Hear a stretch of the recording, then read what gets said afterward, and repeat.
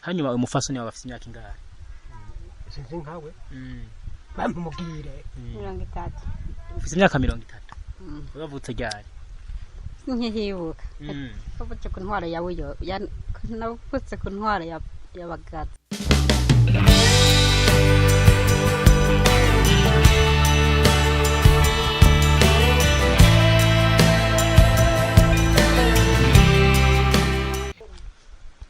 Uyu munsi twagendeye umuryango atako wifashe televiziyo Kugasaka web TV. Murabona ko tugenda tubanyuriramwo mu ntara zitandukanye, turacari mu Kirundo. Uyu munsi twagendeye undi muryango utakumeza atakumerewe, twashaka utwidondore. Muta bakwita gute? Mwita Patrice Ntamagendero. Patrice Ntamagendero. Uyu ni umufasoni wawe? Mufaso ho bakwita gute? Nyabenda.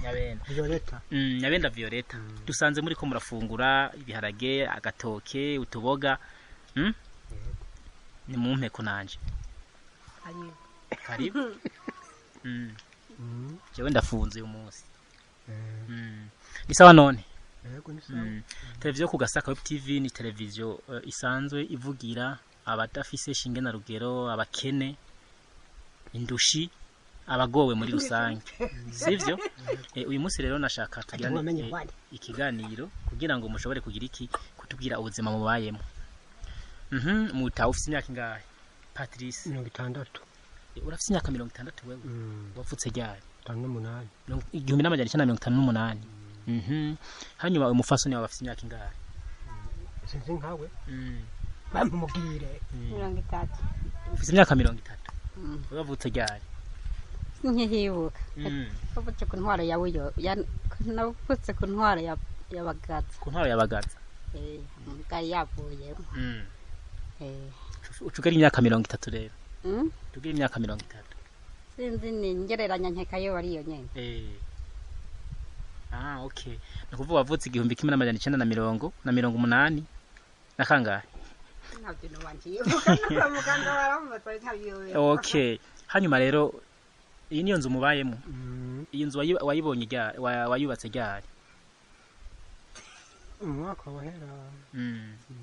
None kumenga ntiwayimaze? Nashaka nk'abafasha. Bakama n'utunzo ndafungura. Yego. Mbufise abana bangahe? Barapfuye. 8 none abuze. Abana 8? Nta n'umwana n'umufise? Oya, ubona basi. Ya. Ugashanda panye intuntu. Imana yabishatse no kwihangana. Niko bimeze. Mufaso tugaruki wawe. Wewe wantu baze uzamye muri ndakumbatse byinshi. Bandanya wifungurire ntaco ntitugucire apeti. None ga Patrice, uwe muri rusange usabiki tuza gusozera ikiganiro? Cyo saba. Saba nk'abafasha kunyubakira akazu. Bakama n'utwafungura. N'utwo kwambara. Urafise akamitiwere wewe wivurizako? Oya. Nuko mfite. Abari kwakurikirana Kugasaka web TV murumva umuntu yomufasha akamugurira akamitiwere yabagize neza. Turabashimiye rero. Kugasaka web TV dushoboye gusozera ikigayaga cacu n'uyu muryango wa Patrice Ntamagendero. Tubashimira ukuntu mugenda mudukurikirana ku munsi turi kumwe namwe. Ciao.